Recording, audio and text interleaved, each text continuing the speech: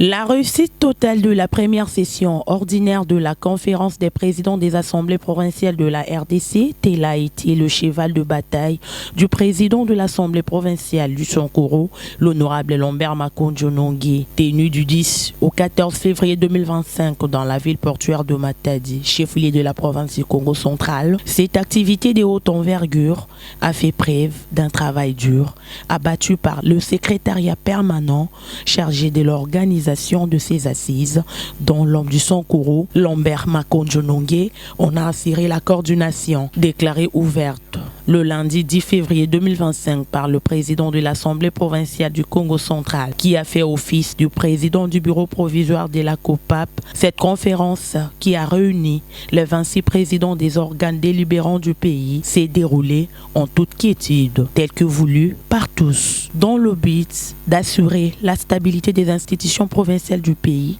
Le deuxième jour de ces assises a été sanctionné par l'examen et l'adoption du règlement intérieur. L'œuvre est dictée par le secrétariat technique.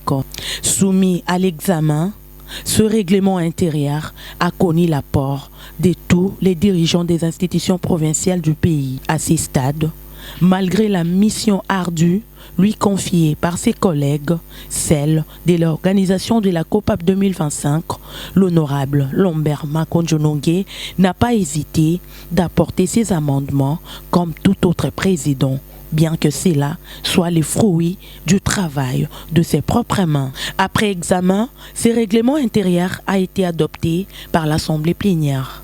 Satisfait par le résultat, l'honorable Lambert Makonjo Nongué, maître de l'œuvre, a donné la quintessence du règlement intérieur et l'importance de la tenue de cette conférence. Comme il a été dit la première journée lors du discours d'ouverture de notre président, c'est que la conférence de présidents des assemblées provinciales se veut un espace de concertation et de la stabilité des institutions provinciales dans notre pays. Nous l'avons fait en vertu des dispositions pertinentes des articles 2 et 6 de la loi relative à la libre administration des provinces et d'autres dispositions de la Constitution, mais aussi sur le vœu du chef de l'État. Lorsque nous avons été à Kalemi, à la 11e session de conférence de gouverneurs, le chef de l'État a émis un vœu de voir cette législature travailler et collaborer avec harmonie avec les gouverneurs. Voilà pourquoi nous avons pensé mettre en place cette structure. Non, mais quelque chose qui est soutenu par le gouverneur, parce que la preuve, c'est que c'est le gouverneur du Congo central qui a pris en charge avec son gouvernement le financement de l'organisation. Et lors de la présentation des civilités, le gouverneur du Congo central nous a fait savoir que tous ses collègues sont derrière lui et ils ont été très contents de l'organisation. Et donc, c'est de commun accord avec nos gouverneurs dans l'objectif de stabiliser nos institutions provinciales, tel qu'a été le vœu du chef de l'État, que ces assises s'organisent. Et comme nous venons de nous organiser avec l'adoption de notre règlement intérieur, la mise en place d'un bureau définitif, parce qu'il existait un bureau provisoire depuis Kalemi, maintenant il y a un bureau définitif et que les choses s'annoncent bien et de manière périodique, conformément à notre règlement intérieur, il y a des activités qui seront organisées sous la supervision du bureau dont je fais partie. Il y a beaucoup de dispositions de notre règlement intérieur qui régissent, par exemple, les comportements. Aujourd'hui, pour aller faire le plaidoyer auprès des institutions du gouvernement, auprès du gouvernement central, ce n'est pas tout le monde, ce n'est pas tous les députés qui peuvent partir. Donc aujourd'hui, il faut passer par le président des assemblées parce que selon nos règlements intérieurs et selon la loi, seul le président des assemblées peut engager leurs institutions. Donc ce n'est pas tous les députés qui peuvent aller faire de bruit, qui peuvent aller déranger. Donc nous avons déjà mis en place un cadre de concertation qui permet à ce que la voix des députés provinciaux soit attendue. Candidat au poste du rapporteur adjoint aux élections du bureau définitif de la COPAP, tenu au 3e jour de cette conférence, sous une forte pluie, symbole de la bénédiction, Lambert Makonjo Nongué a livré un discours de campagne aussi impressionnant qui a captivé l'attention de ses collègues par de faits aussi palpables, entre autres l'organisation de ces assises. Président de la CENI, honorable président des assemblées provinciales de la République du Congo, distingués collègues, je suis maître Lambert Makonjo Nongué, président de l'Assemblée provinciale du Centre. Je suis candidat rapporteur adjoint. Je sais que beaucoup d'entre vous se posent des questions pourquoi j'ai postulé comme candidat rapporteur adjoint. J'avais reçu plusieurs questions. Parce que les cerveaux moteurs de l'organisation de la conférence de présidents, conformément à notre règlement intérieur, ça rapporte au poste de rapportage en général, il s'agit de rapporteur adjoint et sous-titulaire, et que nous avons commencé, depuis que nous avons commencé, notre collègue qui venait d'être ici, le rapporteur, candidat rapporteur, a joué ce rôle au regard de son âge, parce que je me rappelle qu'il est le cadet de tout le président des assemblées provinciales de notre pays, et au regard de son efficacité, j'ai choisi aussi être candidat, rapporteur adjoint, pour faire honneur aussi et l'appuyer dans l'organisation des différentes conférences de présidents qui viendront. Honorable Président, chers collègues, vous avez constaté ma disponibilité, ma flexibilité et ma serviabilité. Il vous souviendra qu'il y a une semaine, j'étais ici à Matadi et pourtant, j'avais une mission officielle à l'étranger pour ma province et j'ai dû renoncer pour envoyer un collègue de mon assemblée pour représenter notre assemblée provinciale parce qu'il est difficile de choisir l'intérêt général lorsqu'il a la collision avec l'intérêt personnel. Mais ceci est une volonté, est un engagement, je voulais dire, un dévouement, pour prouver la volonté que nous avons de voir notre conférence de gouverneurs réussir et prospérer, mais aussi maintenir la vision que nous avons conçue et vous avez suivi l'historique. Nous sommes cités parmi les pionniers de la conception de ce qui est aujourd'hui notre alma mater. Voilà pourquoi j'ai pensé que je pouvais vous servir comme je le fais dans les services techniques, ce que nous appelons le secrétariat technique. Ça fait 3 semaines, jour pour jour, que j'ai renoncé à mes activités personnelles pour s'occuper de l'organisation de cette conférence de président.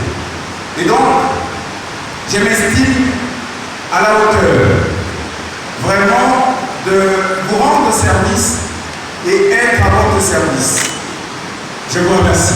Exprimant son souci majeur, celui d'assurer le bon fonctionnement et la stabilité des institutions provinciales du pays, les descendants de Lumumba a été élu en unanimité par ses collègues. Le 4e jour de cette conférence a été marqué par la visite du site d'Inga, question de s'enquérir de la situation sur la production de l'énergie hydroélectrique à travers le pays. Arrivés sur terrain, les présidents des assemblées provinciales étaient soumis aux explications sur l'affaire, suivies de la descente jusqu'à la turbine. Travaux de fiabilisation. Il a été fait aussi la rénovation. Parce qu'à l'époque, tous ces matériels informatiques n'étaient pas là. Il n'y avait que ces pupitres de commande. Alors, en 2006, comme j'ai dit, lors des travaux de fiabilisation du G23, il y a eu une rupture technologique. Il y a eu introduction de ce qu'on appelle les automates programmables. C'est la nouvelle technologie. Barrage hydroélectrique, tellement chaud, la température est élevée ici. Voilà. Et on descend et on descend encore. Nous allons la guerre. Là, vous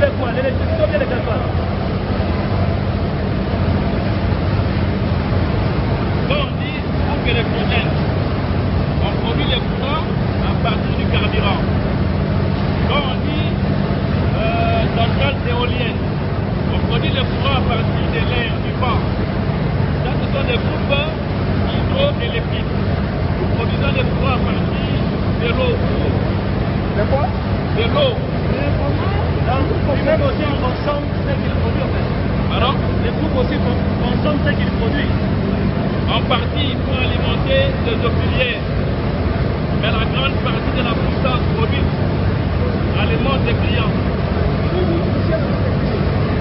Non, je voudrais mal parce que ça tourne.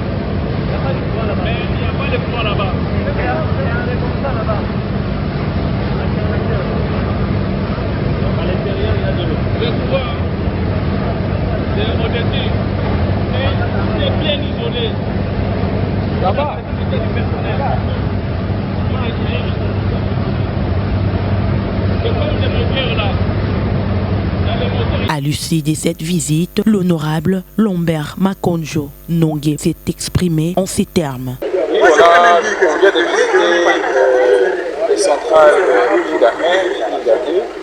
On a vu effectivement que la capacité de desservir n'est même pas exploitée à la moitié de ce qui est prévu.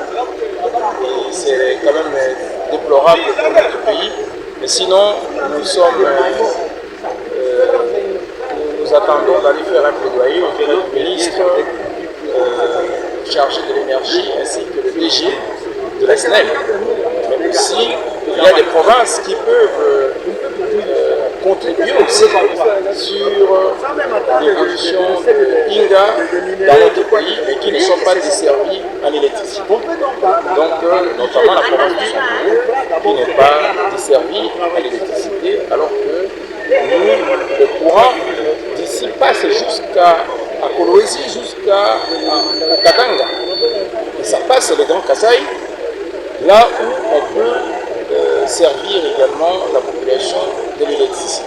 Encore que les deux lignes qui ont été construites pour desservir l'usine de Kolwezi et l'usine de Tekekunguma, mais l'une des usines n'était pas exploitée. Et donc on pouvait facilement desservir l'espace Grand Kasaï de cette ligne-là parce que ce n'était pas desservi par rapport à la destination pour laquelle la ligne a été construite.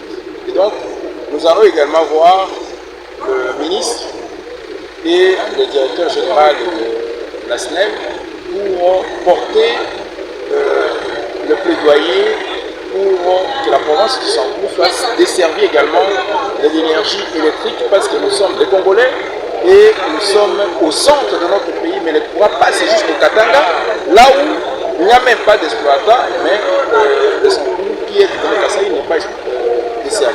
C'est cette visite au site d'Inga qui a mis fin à la première session ordinaire de la toute première conférence de présidents des assemblées provinciales de la RDC, dont l'organisation a été assurée par l'homme aux actions concrètes, Lambert Makonjo-Nongué, président de l'Assemblée provinciale du Sankourou, coordonnateur du secrétariat permanent de cette organisation. Né le 5 mars d'une certaine année, Lambert Makonjo-Nongué est fils de Madame Louise Essambo et du monsieur Nongué Pongo. Avocat de carrière, ce digne fils de la province de Lumumba a impacté sa génération par le leadership engagé. Aux Zambianais, la valeur n'attend point les nombres d'années.